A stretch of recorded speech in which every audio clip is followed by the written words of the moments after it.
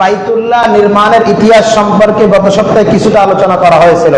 আল্লাহ তাআলা চাইলে এই সপ্তাহে আজকে আপনাদেরকে বাকি অংশটা শোনানোর চেষ্টা করব ইনশাআল্লাহ। এটা আওয়াজ দিয়ে বলেন ইনশাআল্লাহ।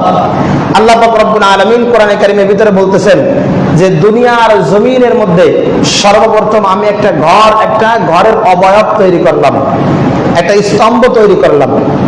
এই স্তম্ভের ভিতরে এই স্তম্ভটা যখন আমি প্রথম তৈরি করলাম, তখন প্রথম তৈরি করার পরপরই মানুষকে আল্লাহ তাআলা দুনিয়ার জমিনে পাঠাইলেন। সুস্পষ্ট রিওয়ায়াত, সুস্পষ্ট বর্ণনা মতে দেখতে পাই, আমরা জানতে পারি যে 40 থেকে 50 হাজার বছর পরে বাইতুল্লাহ নির্মাণের যে স্তম্ভটা নির্মাণ করলেন সর্বপ্রথম ফেরেশতারা। এই ফেরেশতারা এটা নির্মাণ করার 40 থেকে 50 বছর পরে এসে হযরত আদম আলাইহিস সালামকে দুনিয়ার জমিনে পাঠানো হলো। এখন প্রশ্ন হলো, মসজিদ, ঘর, বাইতুল্লাহ, আল্লাহ তাআলার ঘর আল্লাহ তাআলা বানাইলেন, বানানোর পরে এটা ইবাদত শূন্য থাকতে পারে? এটা আওয়াজ দিয়ে বলেন, ইবাদত শূন্য থাকতে পারে? পারে না। এখন এই 40-50 হাজার বছর পরে তো আল্লাহ তাআলা হযরত আদম আলাইহিস সালামকে পাঠাইলেন। এই 40-50 হাজার বছর একদিন পর্যন্ত এই বাইতুল্লাহ বা এই যে বাইতুল্লাহর স্তম্ভ, এটা যে আল্লাহ তাআলা ফেরেশতার মাধ্যমে নির্মাণ করাইলেন, এই নির্মাণের যে বাইতুল্লাহকে আল্লাহ তাআলা যে নির্মাণ করালেন, এই 40-50 হাজার বছর কারা এই বাইতুল্লাহর ইবাদত বন্দেগী করলো? মুহাদ্দিসিন ইকরাম, মুফাসসিরিন ইকরাম বর্ণনা করেন, আল্লাহ পাক রব্বুল আলামিন কোরআনে কারীমের ভিতরে সূরা আল ইমরানের মধ্যে ঘোষণা দিয়ে বলেন, ইন্না আউওয়ালা বাইতিন উযিয়া লিন-নাসি লাল্লাযী বিবাক্কাতা মুবারাকান ওয়া হুদাল লিল আলামিন। আল্লাহু আকবার। আরে আওয়াজ দিয়ে বলেন আল্লাহু আকবার। আরে ভাই, আল্লাহ তাআলার নাম নিবতে এত আস্তে নিলে তো মজা লাগে না। আল্লাহ তাআলার নাম যত উচ্চ স্বরে নিতে পারবেন তত বেশি মজা লাগবে। আল্লাহ পাক রব্বুল আলামিনের নামটা উচ্চ স্বরে নেওয়াটাকেও কোন ফকিহগণ এটাকে ওয়াজিব বলেছেন। অর্থাৎ যখন নারায়ে তাকবীরের আলোচনা হবে, যখন তোমাদের সামনে নারায়ে তাকবীরের আওয়াজ দেওয়া হবে, তখন তুমি আল্লাহু আকবারের স্লোগানটা বিড়ালের মতো মিউ মিউ করে দিতে পারবা না। কারণ দুনিয়ার জমিনের ভিতরে, আসমানের ভিতরে, জমিনের ভিতরে যত মাখলুক আছে, যত সত্তা আছে, যত মালিক আছে, সমস্ত মালিকের সর্বাধিক বড় মালিক যিনি, তিনি কে? আর একটু আওয়াজ দিতে পারেন না ভাই, তিনি কে? আলোচনায় মজা লাগতেছে না আপনাদের ভাই? হ্যাঁ, একটা আওয়াজ দেন। আমি প্রত্যেক জুমাতে কথা আপনাদেরকে বলি যে আমি কবরস্থানে আলোচনা করতে পারি না। আপনারা যে আলোচনা বুঝতেছেন কিনা এটা তো আমার বোঝা লাগবে। আমি আপনাদেরকে সুবহানাল্লাহ বলতে বললাম, বললেন আল্লাহু আকবার, বললেন নাউজুবিল্লাহ। জান্নাতের আলোচনা শুনলে সুবহানাল্লাহ আলহামদুলিল্লাহ বলা উচিত, জাহান্নামের আলোচনা শুনলে নাউজুবিল্লাহ বলা। এখন আমি জান্নাতের আলোচনা করতেছি, আপনি বলতেছেন নাউজুবিল্লাহ। এটা আমার বোঝা দরকার আছে না যে আপনি আমার আলোচনা বুঝতেছেন কিনা? এটা বুঝবো তো তখন যখন আপনার কাছ থেকে আমি সাড়া পাবো, ঠিক তখনই। আল্লাহ পাক রব্বুল আলামিন দুনিয়ার জমিনের ভিতরে একটা ঘর নির্মাণ করলেন। এই ঘরটা নির্মাণ করলেন কোথায়, কোন স্থানের ভিতরে? সে কথা সূরা আল ইমরানের 96 নম্বরের ভিতরে আল্লাহ তাআলা বলে দিলেন। সেই ঘরটা কি জন্য আল্লাহ তাআলা নির্মাণ করলেন সেটাও কোরআনে কারীমের ভিতরে সূরা আল ইমরানের ভিতরে আল্লাহ তাআলা বলে দিলেন। এই কথা গত জুমায় আলোচনা হয়েছে, এজন্য আর লং করে বিস্তারিতভাবে কথার আলোচনা টানার কোনো সুযোগ নাই। আল্লাহ রাব্বুল ইজ্জাতুল জালাল বলেন যে আমি যে বাইতুল্লাহকে নির্মাণ করলাম, আমি যে মানুষের হিদায়াতের জন্য দুনিয়ার জমিনের ভিতরে সর্বপ্রথম যে ঘরটা নির্মাণ করলাম, এই ঘরটা মানুষের হিদায়াতের জন্য আর পুরা জগৎবাসীর জন্য হিদায়াতের জন্য এটা একটা কেন্দ্রবিন্দু বানাইলাম। আল্লাহ পাক রব্বুল আলামিন ঘোষণা দিয়ে বলেন যে এই যে কেন্দ্রবিন্দুটা বানাইলাম, বাইতুল্লাহটাকে বানাইলাম, এইটা কোথায় নির্মাণ করলাম তোমরা কি জানো? এই মুফাসসিরিন ইকরাম এই আয়াতের সূরা আল ইমরানের 96 নম্বর আয়াতের, সূরা আল ইমরানের 96 নম্বর আয়াতের তাফসীরের ভিতরে মুফাসসিরিন একরাম উল্লেখ করেন বাইতুল্লাহকে আল্লাহ পাক রব্বুল আলামিন সরাসরি আরশে আজিম বরাবর জমিনের ভিতরে আল্লাহ তাআলা নির্মাণ করলেন। চিল্লায়ে বলেন সুবহানাল্লাহ। আরশে আজিম বরাবর সরাসরি আল্লাহ তাআলা বাইতুল্লাহকে নির্মাণ করলেন। যদি কোনো মানুষ আরশে আজিম কোন বরাবর এটা যদি বুঝতে চায় তাহলে বাইতুল্লাহর কাছে গেলে সে আরশে আজিম খুঁজে পাবে। সুবহানাল্লাহ। আরশে আজিম বরাবর হলো বাইতুল মামুর, যেটা আমরা দেখতে পাই না। যে বাইতুল মামুরের ভিতরে ফেরেশতারা তাওয়াফ করতে থাকেন 24 ঘন্টা। এমন মুহাদ্দিসিন ইকরাম এই বাইতুল মামুরে ফেরেশতাদের তাওয়াফের ব্যাপারে বর্ণনা করে বলেন, একজন ফেরেশতা যদি একবার বাইতুল মামুরকে তাওয়াফ করার সুযোগ পায়, কিয়ামত পর্যন্ত ওই ফেরেশতা দ্বিতীয়বার বাইতুল মামুর তাওয়াফ করার সুযোগ পাবে না। সুবহানাল্লাহ। এত ফেরেশতা আল্লাহ তাআলা কি করেছেন? আমাদের জন্যই বানাইছেন, আমাদের জন্যই বানাইছেন, আমাদের জন্যই বানাইছেন। এটা কখনো কল্পনা করেন যে ফেরেশতাকে আল্লাহ তাআলা আল্লাহর কাজের জন্য বানাইছেন? না ভাই, আমার আপনার খেদমতের জন্য বানাইছে। কিভাবে? আপনি যখন ঘুম পড়েন, আমি যখন ঘুমাই, আমাদেরকে পাহারা দেয় কে? আল্লাহ তাআলা ফেরেশতাদের মাধ্যম দিয়ে আমাদেরকে পাহারা দেওয়ায়। কারণ আমি আপনি যখন ঘুমাই তখন আমার আপনার কোনো হুঁশ থাকে? হ্যাঁ, একটা বিষাক্ত পোকা যদি আমাকে কামড় দেয়, একটা কেউ যদি আমাকে ক্ষতিগ্রস্ত করতে চায়, এই সব কিছু আল্লাহ তাআলা আমাকে ফেরেশতার মাধ্যম দিয়ে আমাকে হেফাজত করেন।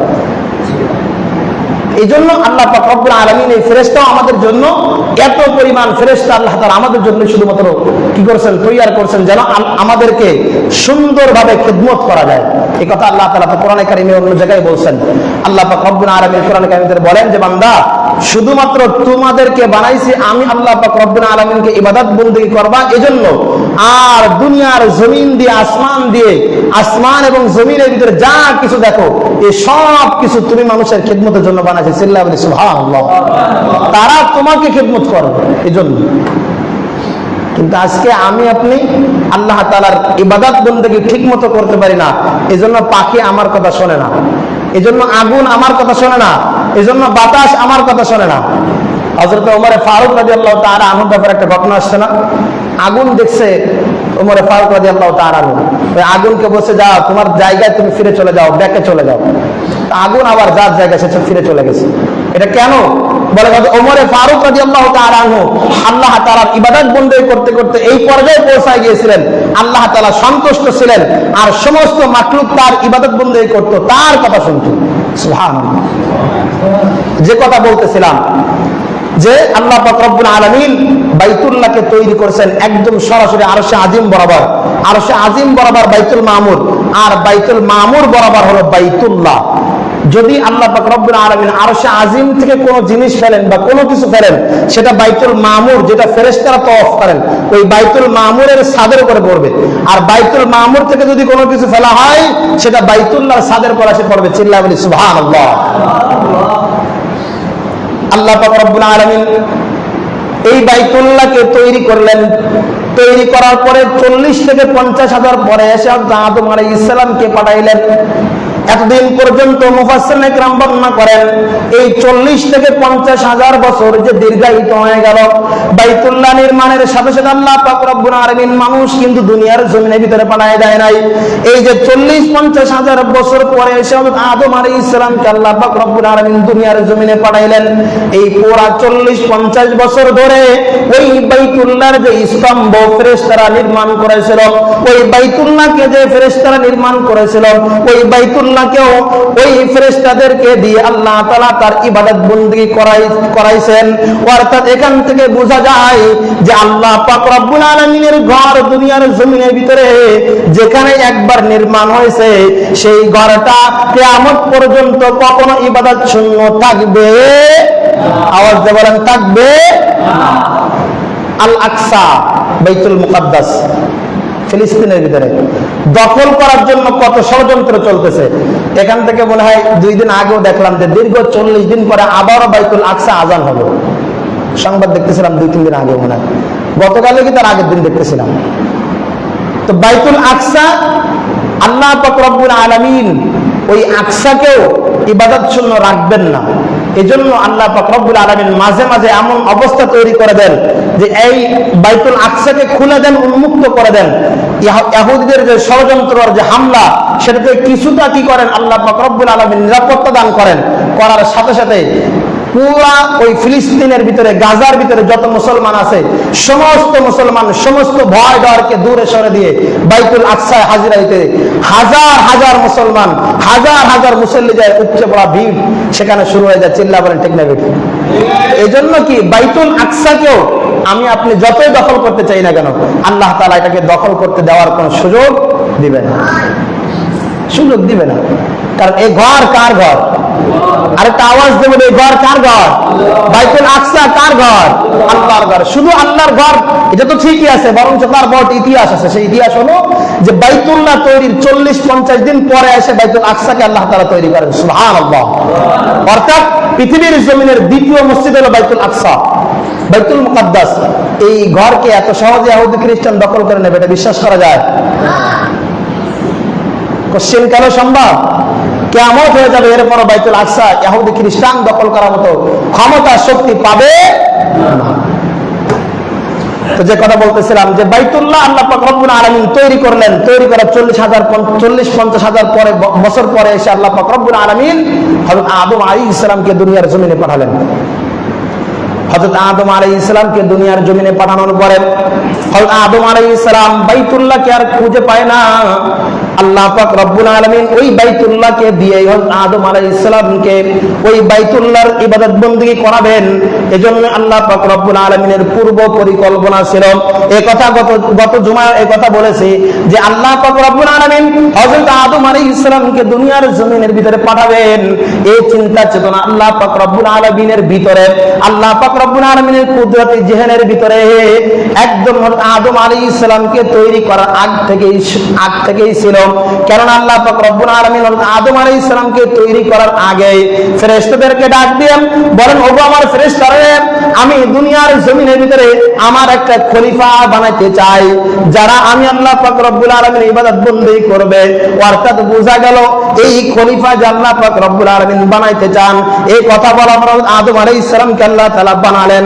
অর্থাৎ বোঝা গেল আল্লাহ পাক রব্বুল আলামিন যদিও আদম আলাইহিস সালামকে জান্নাতের ভিতরে বসবাস করার সুযোগ তৈরি করে দিয়েছিলেন, কিন্তু আল্লাহ আদম আলাইহিস সালামকে পরিশেষে সর্বশেষে দুনিয়ার জমিনে পাঠাবেন এটাই রব্বে কারীমের একটা পরিকল্পনা, রব্বে কারীমের একটা চিন্তা চেতনা, একটা চাওয়া, একটা পাওয়া ছিল। আল্লাহ পাক রব্বুল আলামিন আদম আলাইহিস সালামকে দুনিয়ার জমিনের ভিতরে যখন পাঠায়া দিলেন, হযরত হাওয়া আলাইহিস সালামকে দুনিয়ার জমিনের আরেকটা প্রান্তে পাঠালেন, আর হযরত আদম আলাইহিস সালামকে আরেকটা প্রান্তে পাঠালেন। হযরত আদম আলাইহিস সালাম এবং হযরত হাওয়া আলাইহিস সালাম দুইজনকে আল্লাহ পাক রব্বুল আলামিন এই বাইতুল্লাহর কাছাকাছি জায়গায় এসে দুইজনকে একত্রিত করাইলেন। অর্থাৎ একে অপরে খুঁজে পেল। চিল্লায় বলেন সুবহানাল্লাহ। আল্লাহ পাক রব্বুল আলামিন এই বাইতুল্লাহ নির্মাণের পরে আল্লাহ পাক রব্বুল আলামিন এবার যখন হযরত আদম এবং হাওয়া আলাইহিস সালামকে একত্রিত করালেন, করায় আদম আলাইহিস সালামকে বললেন, ওগো আমার আদম, ওইখানে একটা ঘর আছে যে জায়গায় তোমরা একত্রিত হয়েছো, ওই ঘরটা খুঁজে দেখো। ওই ঘরটা এইখান থেকে 40-50 হাজার বছর আগে স্তম্ভটা তৈরি করা হয়েছিল, একটা আকৃতি তৈরি করা হয়েছিল, বড় কোনো ঘর না। ওই ঘরটাকে তুমি পুনরায় নির্মাণ করো। হয়তো আদম আলাইহিস সালামের জামানায় হয়তো আদম আলাইহিস সালাম নিজেই ওই ঘরের ইবাদত বندگی করার জন্য আর আল্লাহ পাক রব্বুল আলামিনের কাছে ইস্তিগফার করার জন্য, দোয়া করার জন্য, আল্লাহ রাব্বুল ইজ্জত জানালেন গোলামি করার জন্য ওই ঘরটাকে তার মতো করে, নিজের মতো করে ঘরটাকে তৈরি করলেন। এরপরে গিয়ে হযরত নূহ আলাইহিস সালামের জামানা যখন আসলো, হযরত নূহ আলাইহিস সালাম দীর্ঘ 950 বছর তার কওমকে আল্লাহ পাক রব্বুল আলামিনের দাওয়াত দিলেন, একত্ববাদের দাওয়াত দিলেন। আল্লাহ রাব্বুল ইজ্জত জানালেন একক আল্লাহ পাক রব্বুল আলামিনের দাওয়াত দিলেন, দ্বীনের দাওয়াত দিলেন। আর নূহ আলাইহিস সালামকে নবী হিসেবে মেনে নেওয়ার জন্য দাওয়াত দিলেন। কিন্তু নূহ আলাইহিস সালাম 950 বছর দাওয়াত দেওয়ার পরেও 70 থেকে 80 থেকে 90 জন মানুষ মাত্র তার দাওয়াতটা গ্রহণ করলো। হযরত নূহ আলাইহিস সালাম সারা রাত্র ওয়াজ করেন, সারা রাত্র তার কওমের ভিতরে ওয়াজ করতে থাকেন। ওয়াজ করে 5 জনকে হযরত নূহ আলাইহিস সালাম সেই ওয়াজের ময়দান থেকে 5 জন কাফেরকে, 5 জন বেঈমানকে ঈমান গ্রহণ করায়া এরপর নূহ আলাইহিস সালাম বাড়ির ভিতরে চলে আসেন। আসার পরে ফজরের নামাজের পরে সেই 5 জনই ওই কাফের মুশরিকদের সাথে মিলে আবারও স্লোগান দেয় যে নূহের চামড়া তুলে নেব আমরা। নূহ আলাইহিস সালাম ঘর থেকে বের হয়ে দেখে যে কিরে কারা এই স্লোগান দেয়, তাকায় দেখে যে স্লোগান যারা দেয় তাদেরকেই তো গতকালকে রাত্রে আমি ঈমান আনয়ন করাইছিলাম। এভাবে করে হযরত নূহ আলাইহিস সালাম 950 বছর দাওয়াত দিলেন। সকালে যাদেরকে ঈমান গ্রহণ করান, ঈমান কবুল করান, তারা বিকাল বেলায় কাফের হয়ে যায়। আবার যাদেরকে নূহ আলাইহিস সালাম ঈমানটাকে কবুল করায় দেন বিকাল বেলায়, তারা সকাল বেলায় কাফের হয়ে যায়। আল্লাহ পাক রব্বুল আলামিনের কাছে হযরত নূহ আলাইহিস সালাম 950 বছর পরে এসেন এবার দোয়া করলেন, ওগো রব, আমার এই কওমের ভিতরে আমি 950 বছর দাওয়াত দিলাম, কিন্তু মাত্র গুটি কয়েকজন আমার দাওয়াতটা গ্রহণ করেছে। আপনি তো কিয়ামতের ময়দানে তাদেরকে চূড়ান্ত পর্যায়ের শাস্তি দিবেন, কিন্তু যদি সামান্য পরিমাণ শাস্তি আমি দুনিয়ার জিন্দেগি থেকে দেখে যাইতে পারতাম, আমার দিলটা প্রশান্ত হইতো, আমার দিলটা শান্তি পাইতো। আল্লাহ পাক রব্বুল আলামিন বললেন, তাই নাকি নূহ, তুমি কি তোমার কওমের শাস্তি দেখতে চাও? বলে হ্যাঁ হ্যাঁ, আমি আমার কওমের শাস্তি দেখতে চাই। হযরত নূহ আলাইহিস সালামকে বললেন, ঠিক আছে, তাহলে তোমার কাছে যারা ঈমান গ্রহণ করেছেন তাদেরকে তো হেফাজত করতে হবে। তুমি একটা কিস্তি তৈরি করো, কিস্তির ভিতরে প্রত্যেকটা প্রাণীর এক একটা করে জোড়া উঠাও, একজন করে পুরুষ একজন করে নারী তোমার কিস্তির ভিতরে উঠাও। প্রত্যেকের জন্য আলাদা আলাদা জায়গা থাকবে, প্রত্যেকের জন্য আলাদা আলাদা কামরা থাকবে। যদি আলাদা আলাদা কামরা না তৈরি করা হয় তাহলে একজন যে আরেকজনের উপর হামলা করবে, আক্রমণ করবে, এটাও দেখতে খারাপ দেখা যাবে। আর তুমি প্রত্যেকটা প্রাণীর জন্য আলাদা আলাদা কামরা তৈরি করবা। আর তোমার কাছে যারা ঈমান গ্রহণ করেছে এই তাদেরকে বলে দাও তারা যেন তোমার এই কিস্তির ভিতরে উঠে যায়। আমি আল্লাহ পাক রব্বুল আলামিন বিশাল এক প্লাবন তোমাদেরকে দেখাবো, যে প্লাবনের মধ্য দিয়ে তোমার সাথে যারা নাফরমানি করেছে, তোমাকে যারা শাস্তি প্রদান করেছে, তোমার উপরে যারা অন্যায় অত্যাচার জুলুম করেছে তাদেরকে আমি ধ্বংস করে দেব, সমূলে ধ্বংস করে দেব। আল্লাহ পাক রব্বুল আলামিন হযরত নূহ আলাইহিস সালামের একজন সন্তান দান করেছিলেন। নূহ আলাইহিস সালামের স্ত্রীকে আল্লাহ তাআলা, হযরত নূহ আলাইহিস সালামকে আল্লাহ তাআলা একজন স্ত্রী দান করেছিলেন। এই একজন স্ত্রী এবং তার সন্তান পর্যন্ত কাফেরদের দলের সদস্য। হযরত নূহ আলাইহিস সালামের ঈমানি যে দাওয়াত এটা গ্রহণ করে নাই। আল্লাহ পাক রব্বুল আলামিনের অর্ডার হলো যে নূহ তুমি এবার কিস্তির ভিতরে তোমার সকল লোকগুলো উঠাও।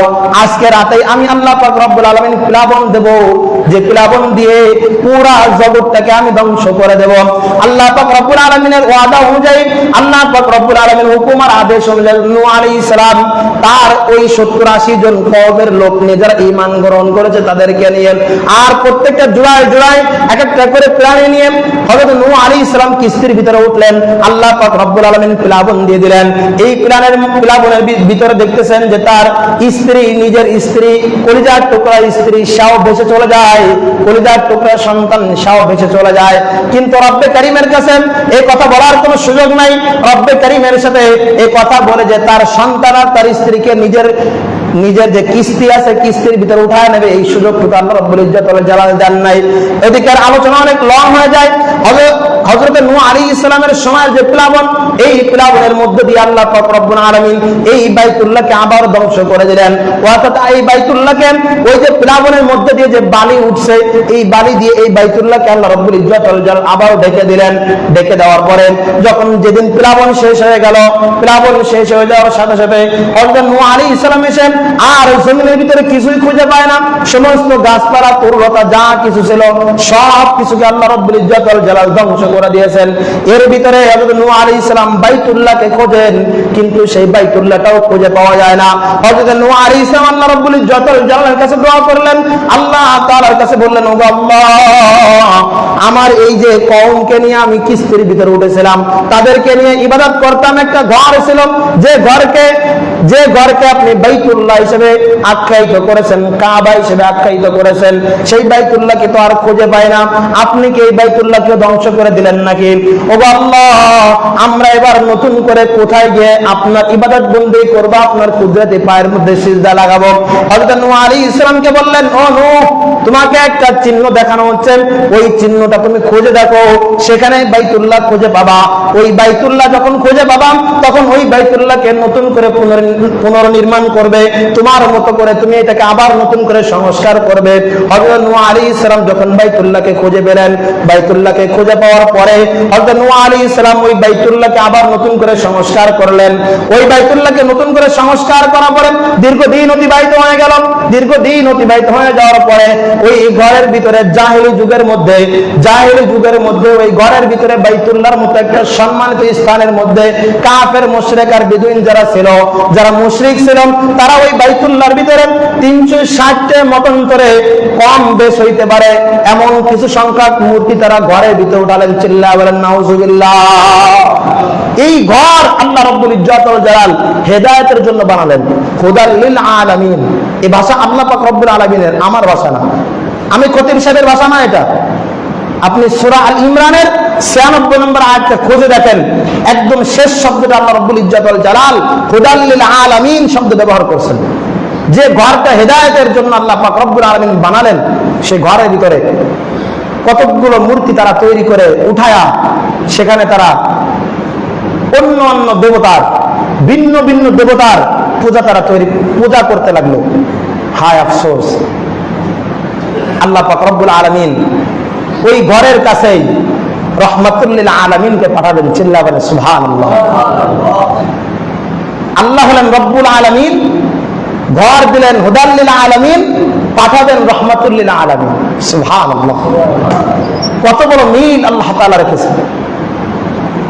হযরত ইব্রাহিম আলাইহিস সালাম এবার ওই ঘরকে আবারও আল্লাহ পাক রব্বুল আলামিনের অর্ডারে ওই ঘরকে পুনরায় আবার সংস্কার করবেন। হযরত ইব্রাহিম আলাইহিস সালামকে বলতেছেন, ওগো আমার খলিল, আমার মন চায়, দিল চায় আপনি আমার ঘরের রাজমিস্ত্রি কাজ করবেন। চিল্লায়া বলেন সুবহানাল্লাহ। কে বলতেছেন? ইব্রাহিম খলিলকে আল্লাহ বলতেছেন যে আপনি আপনার ঘরের রাজমিস্ত্রি, আমার ঘরের রাজমিস্ত্রির কাজ করবেন আপনি, আর আপনার হেল্পার যিনি হবেন তিনি আপনার ছেলে ইসমাইল। চিল্লায়া বলেন সুবহানাল্লাহ। বাপ বেটা দুইজনে মিলে ঘর তৈরি করতেছেন। আল্লাহ তাআলা এই ঘরের প্রতি একটা আকর্ষণ তৈরি করাবেন, এজন্য আল্লাহ পাক রব্বুল আলামিন হযরত ইব্রাহিম আলাইহিস সালামকে সেই সুদূর দূর দূরান্ত একটা দেশ থেকে হযরত ইব্রাহিম আলাইহিস সালামকে নিয়ে ফেলালেন বাইতুল্লাহর কাছাকাছি। অর্থাৎ নাম দিলেন যে সন্তান আর স্ত্রীকে বনবাসে পাঠাও। আল্লাহ তাআলা তো চান যে এই বাইতুল্লাহর কাছে ইব্রাহিম খলিলকে আনবেন, আর ইব্রাহিম খলিলের মাধ্যম দিয়ে বাইতুল্লাহ নির্মাণ করাবেন, আর ইসমাইল আলাইহিস সালামকে দিয়ে জমজম কূপ তৈরি করাবেন। ইসমাইল আলাইহিস সালামকে দিয়ে ইসমাইল আলাইহিস সালামের বংশের ভিতরে আল্লাহ পাক রব্বুল আলামিন রহমাতুল লিল আলামিন পাঠাবেন। এজন্য সেই সুদূর দূর দূরান্ত থেকে আল্লাহ রাব্বুল ইজ্জত ওয়াল জালাল বনবাস নামক এক শব্দ দিয়ে আল্লাহ পাক রব্বুল আলামিন ইব্রাহিম খলিলকে বাইতুল্লাহর সাথে সম্পর্ক তৈরি করলেন। চিল্লায়া বলেন সুবহানাল্লাহ। আল্লাহ পাক রব্বুল আলামিন ইসমাইল আলাইহিস সালাম যখন কেবল ছোট মানুষ, তখন বলতেছেন, ও আমার খলিল, আপনি সব কুরবানি করেছেন, সন্তান আর স্ত্রীকে এবার বাইতুল্লাহর কাছে রেখে আসেন, ওই মক্কার ভিতরে রেখে আসেন, বাইতুল্লাহর কাছাকাছি রেখে আসেন। ওখানে যত নিদর্শন বর্তমানে আছে অধিকাংশ নিদর্শন ইব্রাহিম আলাইহিস সালামের নিদর্শন। জমজম কূপ এটা ইসমাইল আলাইহিস সালামের পায়ের মাধ্যমে দেওয়া হয়েছে। হযরত ইব্রাহিম আলাইহিস সালাম না আসলে ইসমাইল আলাইহিস সালাম আসতো কোথা থেকে? সুযোগ ছিল কোন আসার? বলেন। ইসমাইল আলাইহিস সালামের পিতার নাম কি? ইব্রাহিম আলাইহিস সালাম। ইব্রাহিম আলাইহিস সালাম যদি না আসতেন, ইসমাইল আলাইহিস সালাম আসার কোনো সুযোগ ছিল? তাহলে ওখানে যতগুলো নিদর্শন, অধিকাংশ নিদর্শন ইব্রাহিম আলাইহিস সালামের নিদর্শন। ওখানে মাকামে ইব্রাহিম নামক একটা জায়গা আছে, যে জায়গাটা, যে পাথরটা আল্লাহ পাক রব্বুল আলামিন ইব্রাহিম আলাইহিস সালামের জন্য লিফট তৈরি করে দিয়েছিলেন। সুবহানাল্লাহ। আল্লাহ পাক রব্বুল আলামিন ইব্রাহিম আলাইহিস সালামকে বললেন, ওগো ইব্রাহিম, এই ঘরের জন্য, বাইতুল্লাহর জন্য আপনি রাজমিস্ত্রির কাজ করবেন, এটা আমার দিলের চাওয়া। আল্লাহ পাক রব্বুল আলামিনকে ইব্রাহিম খলিল উত্তর দিচ্ছেন, ওগো আমার মাবুদ রে, আপনার জন্য সব কুরবানি করেছি, সব কুরবানি করেছি, আর আপনার চাওয়া আপনার ঘরের রাজমিস্ত্রি কাজ করব আমি, এতটুকু কুরবানি আমি করতে পারবো না। তাহলে আপনার প্রেমের আশেক আমি কিভাবে হলাম? আমি আপনার প্রেমের আশেক, সুতরাং আপনার প্রেমের জন্য, আপনার ভালোবাসার জন্য নিজের জীবনটা পর্যন্ত বিলাইতে আমি প্রস্তুত। চিল্লায়া বলেন সুবহানাল্লাহ। ইব্রাহিম আলাইহিস সালাম বললেন, ওগো আল্লাহ, আমি এই রাজমিস্ত্রির কাজ করব, কিন্তু আমি এই নকশা পাবো কোথায়, ইঞ্জিনিয়ার পাবো কোথায়? ইঞ্জিনিয়ার দিয়ে তো এই ঘরের নকশা তৈরি করতে হবে। আল্লাহ পাক রব্বুল আলামিন বললেন, ওগো ইব্রাহিম, ঘর হবে আমার ঘর, আর আমি আল্লাহ পাক রব্বুল আলামিন এই ঘরের ইঞ্জিনিয়ার হয়ে গেলাম। চিল্লায়া বলেন সুবহানাল্লাহ। নকশা আমি আল্লাহ পাক রব্বুল আলামিন তোমাকে দেখায় দেব, সেই নকশা অনুযায়ী তুমি ইব্রাহিম ঘরের রাজমিস্ত্রি কাজ করবে। আর হেল্পার হিসেবে থাকবেন ইসমাইল আলাইহিস সালাম, তিনি তোমার কাছে পাথর এনে এনে দেবে, আর সেই পাথরগুলো তুমি এই ঘরের দেওয়ালের ভিতরে গাঁথনি শুরু করবে। একটা পর্যায়ে গিয়ে ঘর গাঁথতে গাঁথতে একটা পর্যায়ে গিয়ে যখন হাতের নাগালের বাইরে চলে গেছে, আমাদের এলাকার আমাদের দেশের রাজমিস্ত্রিরা বলেন যে যখন এই ঘরের নাগালের বাইরে চলে গেছে, এবার ভাড়া মাচা তৈরি করা লাগবে। বলে কি বলে না? এটা আপনার ঘর তৈরি করেন নাই মনে হয়, না জানেন না? এই আওয়াজটুকু দেন তো, এ কথা বলে না বলে না? আল্লাহ পাক রব্বুল আলামিনকে ও ইব্রাহিম আলাইহিস সালাম বললেন, ওগো মাবুদ, এবার তো হাতের নাগালের বাইরে চলে গেছে, বারা মাছা তৈরি করা লাগবে। আর এই বারা মাছার জন্য কাঠ পাবো কোথায়, বাঁশ পাবো কোথায়? আল্লাহ পাক রব্বুল আলামিন বললেন, ওগো ইব্রাহিম, ঘর আমি আল্লাহ পাক রব্বুল আলামিনের ঘর তুমি তৈরি করতেছো, সুতরাং এত টেনশনের কোনো দরকার নাই, এত বাঁশ কাঠেরও প্রয়োজন নাই। আমি আল্লাহ পাক রব্বুল আলামিন তোমার জন্য একটা অটো লিফটের ব্যবস্থা করে দেবো। চিল্লায়া বলেন সুবহানাল্লাহ। লিফট শব্দের অর্থই কিন্তু অটো। লিফট শব্দের অর্থ কি? অটো। আমি এইখানে দুইটা অটো ব্যবহার করছি, অটো লিফট, অটো অটো ব্যবহার করছি। কারণ কি জানেন?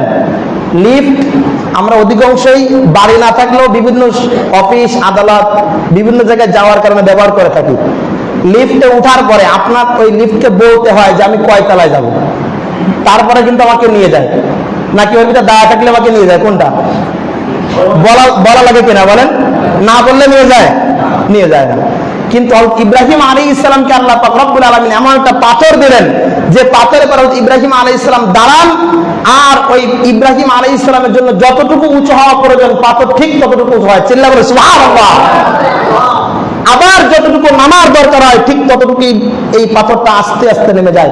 ইব্রাহিমকে বলা লাগে না যে পাথর উঁচু হও নিচু হও, এই কথা বলা লাগে না। চিল্লা বলে সুবহানাল্লাহ। এজন্য বলেছি অটো, এজন্য কি বলেছি? Auto lift. আল্লাহ তাআলা অটো একটা লিফট তৈরি করে দিলেন। ইব্রাহিম আলাইহিস সালাম এবার বলেন, ওগো মাবুদ, লিফট তো পেয়ে গেলাম, ঘরও তৈরি হয়ে গেল, আমি একজন মালিক ঘর তৈরি করব। রাজমিস্ত্রিকে যদি পুরা ঘর তৈরি হওয়ার এই ঘরের কাজ শেষ হওয়ার আগে যদি তাকে 1 টাকাও বেতন না দিই সে কথা বলবে না। কিন্তু যদি ঘরের কাজ শেষ হয়ে যায়, এবার আপনি মিলাদ দিয়ে ঘরের ভিতরে উঠবেন, এমন মুহূর্তে যদি আপনি রাজমিস্ত্রিকে টাকা না দেন, রাজমিস্ত্রি আপনার ঘরে উঠতে দিবে? আওয়াজ দেবেন, ঘরে উঠতে দিবে? দিবে না। আল্লাহ পাক রব্বুল আলামিনকে ইব্রাহিম খলিল্লাহ বললেন, ওগো রব, এত সময় এতদিন পর্যন্ত লং টাইম পর্যন্ত কাজ করলাম, কোনো পারিশ্রমিক চাইলাম না, আমি আপনার কাছে একটা দোয়া করতে চাই। আপনি যদি আমার এই দোয়াটাকে কবুল করেন, আমার জিন্দেগির সমস্ত আশা ভরসা সব কিছু আমার পুরা হয়ে যাবে। আল্লাহ পাক রব্বুল আলামিনের কাছে ইব্রাহিম আলাইহিস সালাম যেভাবে দাঁড়ায়া এই ঘরের কাছে যেভাবে দাঁড়ায়া চাইছেন, দাঁড়ানোটার ভঙ্গিটা অত্যন্ত মারাত্মক সুন্দর। মুলতাজামের সাথে বুকটা লাগায় দিয়েছেন, আর কপাল এই চলটা লাগাই দিয়েছেন, মুখটা লাগাই দিয়েছেন, দিয়ে এবার রবের কাছে হাত তুলে বলতেছেন, ও রব, আপনার কাছে আমি একটা জিনিস চাইবো, এই জিনিসটা যদি আপনি আমার দেন, এত কষ্ট আর এত কিছু আমার কোনো কিছু মনে থাকবে না, সব কষ্ট আমার দূর হয়ে যাবে। আমি ইব্রাহিম হয়তো দুনিয়ার জিন্দেগির একজন সার্থক মানুষ হয়ে যাব, সফল মানুষ হয়ে যাব। রব বলতেছেন, ও ইব্রাহিম, তুমি যে রাজমিস্ত্রি কাজ করেছো, কখনোই আমার কাছে পারিশ্রমিক চাও নাই, মজুরি চাও নাই, এখন একটা মজুরি চাইছো, এটা না দিলে কেমন হয়? হয়তো ইব্রাহিম আলাইহিস সালামকে বললেন, বলো তোমার চাওয়া কি? ইব্রাহিম আলাইহিস সালাম বললেন, ও ওগো রব, আপনি আমার এই ইসমাইলের বংশের ভিতরে এমন একজন নবী দান করেন যে নবীর জন্য অনেক দায়িত্ব থাকবে, কিন্তু তার ভিতরে 4টা দায়িত্ব বেশি থাকবে। সেই দায়িত্ব থাকবে যে তার কাছে আপনি যে কিতাবটা দিবেন সেই কিতাবটা মানুষের কাছে তেলাওয়াত করে করে শোনানো হবে, এবং আপনি এমন একটা কিতাব দিবেন যে কিতাবটা মানুষ শিক্ষা গ্রহণ করার জন্য পাগল থাকবে। আপনি তাকে এমন একটা সুন্নাতে নববী দিবেন যে সুন্নাতে নববীর উপরে পালন করতে মানুষ আকর্ষণীয় থাকবে, এবং আপনি তাকে দাঈ ইলাল্লাহ হিসেবে কবুল করবেন। আল্লাহ পাক রব্বুল আলামিন সেই কথাটা কবুল করে নিলেন। কবুল করে নিয়ে রব্বে কারীম বলেন, ওগো ইব্রাহিম, তোমার যে দোয়া, এই দোয়াটা তুমি ইব্রাহিমের মুখ থেকে বের হতে যতটুকু সময় নিয়েছে তার আগে আমি আল্লাহ পাক রব্বুল আলামিন তোমার দোয়াটাকে কবুল করে নিলাম। চিল্লায় বলা যাবে কি সুবহানাল্লাহ? আপনি জানেননি এই যে ইব্রাহিম আলাইহিস সালাম যে নবীর জন্য দোয়া করেছিলেন সেই নবী কোন নবী? হযরত মুহাম্মদ সাল্লাল্লাহু আলাইহি ওয়াসাল্লাম। আল্লাহ পাক রব্বুল আলামিন হযরত মুহাম্মদ সাল্লাল্লাহু আলাইহি ওয়াসাল্লামকে ইসমাইলের বংশের ভিতরে দেওয়ার জন্য ওই সময় সাথে সাথে আল্লাহ পাক রব্বুল আলামিন ঘোষণা দিয়ে দিলেন। সাথে সাথে হযরত ইব্রাহিম আলাইহিস সালামের দোয়াকে আল্লাহ পাক রব্বুল আলামিন কবুল করে নিলেন, এবং আল্লাহ পাক রব্বুল আলামিন হযরত মুহাম্মদ মুস্তাফা সাল্লাল্লাহু আলাইহি ওয়াসাল্লামকে এমন একটা কিতাব দিলেন যে কিতাবটা তেলাওয়াত করে করে মানুষকে শোনানো হয়। সত্য না মিথ্যা? শোনানো হয় কি হয় না বলেন? এবার আসেন, এই যে কিতাবটা আল্লাহ পাক রব্বুল আলামিন তাকে দিলেন, এই কিতাবটা মানুষ শিক্ষা গ্রহণ করার জন্য পাগল করা হয় কি হয় না? আল্লাহ পাক রব্বুল আলামিন তাকে এমন একটা আদর্শ দিলেন যে আদর্শ দুনিয়ার জিন্দেগির ভিতরে, আসমান জমিনের ভিতরে যত মাখলুক আছে সমস্ত মাখলুকের ভিতরে উত্তম আদর্শ আল্লাহ পাক রব্বুল আলামিন তাকে দিলেন। আর সেই আদর্শটা পাওয়ার জন্য দুনিয়ার সমস্ত মানুষ পাগল পারা থাকে, তার আদর্শের উপরে চলার জন্য দুনিয়ার সমস্ত মানুষ পাগল পারা থাকে। আল্লাহ পাক রব্বুল আলামিন তাকে দাঈ ইলাল্লাহ হিসেবে কবুল করলেন। হযরত ইব্রাহিম আলাইহিস সালামের মাধ্যম দিয়ে এই যে বাইতুল্লাহর ইতিহাস, বাইতুল্লাহ নির্মাণের ইতিহাস সংক্ষিপ্ত আকারে এখানে শেষ হয়ে গেল। হযরত ইব্রাহিম আলাইহিস সালামকে এই যে বাইতুল্লাহ নির্মাণ করে দিলেন। ইব্রাহিম আলাইহিস সালাম যখন বাইতুল্লাহ নির্মাণ শেষ হয়ে গেল, বাইতুল্লাহ নির্মাণ শেষ হয়ে যাওয়ার পরে হযরত ইব্রাহিম আলাইহিস সালামকে আল্লাহ পাক রব্বুল আলামিন আদেশ করলেন যে এবার পাথর, যে টুকরো টুকরো পাথরগুলো আছে, যে বালু কণাগুলো আছে, এগুলোকে ছুঁড়ে মারো। পৃথিবীর যে যে প্রান্ত গিয়ে পাথরগুলো পড়বে ঠিক সেই প্রান্তগুলোর মধ্যে যে এক একটা মসজিদ তৈরি হবে কিয়ামতের আগ পর্যন্ত। সুতরাং বলা যায় এই মসজিদের নিদর্শন আল্লাহ রাব্বুল ইজ্জত ওয়াল জালাল দেখাইছেন। বাগানবাড়ি মসজিদের নিদর্শন আল্লাহ রাব্বুল ইজ্জত ওয়াল জালাল দেখাইছেন। বাক্যখালী এই মসজিদের নিদর্শন আল্লাহ রাব্বুল ইজ্জত ওয়াল জালাল দেখাইছেন।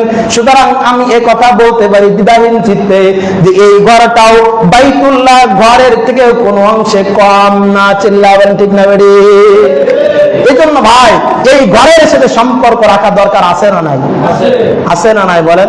এই জন্য এখন আর মুসাল্লি খুঁজে পাওয়া যায় না, রমজান আসলে একটু বেশি খুঁজে পাওয়া যায়। আমাদের এই ঘরের সাথে সম্পর্ক বেশি রাখা দরকার, বা এই ঘর সম্পর্ক রাখা যে দরকার আছে না নেই, এটা রমজান আসলে বোঝা যায় আর রমজান চলে গেলে বোঝা যায়। এজন্য বলি ভাই, যদি আপনি হেদায়েত পেতে চান, যদি মুক্তি পেতে চান, এই ঘরকে আপনি ছাড়েন না। আপনি যদি এই ঘরকে না ছাড়ি, আল্লাহ রাব্বুল ইজ্জত ওয়াল জালাল চূড়ান্ত সফলতার শিখরে আমাদেরকে পৌঁছায় দেবেন। আল্লাহ পাক রব্বুল আলামিন ওই বাইতুল্লাহর প্রতি এক আকর্ষণ আমাদেরকে তৈরি করে দেন। প্রত্যেকের জন্য রব্বে কারীমের কাছে দোয়া করি, ওগো আল্লাহ, মৃত্যুর আগে হলেও তোমার ওই ইব্রাহিম খলিলুল্লাহর শেষ সংস্কার যে মসজিদ, যে বাইতুল্লাহ, সেটাকে একটু জিয়ারত করাই নিও। চিল্লা বলি আমিন।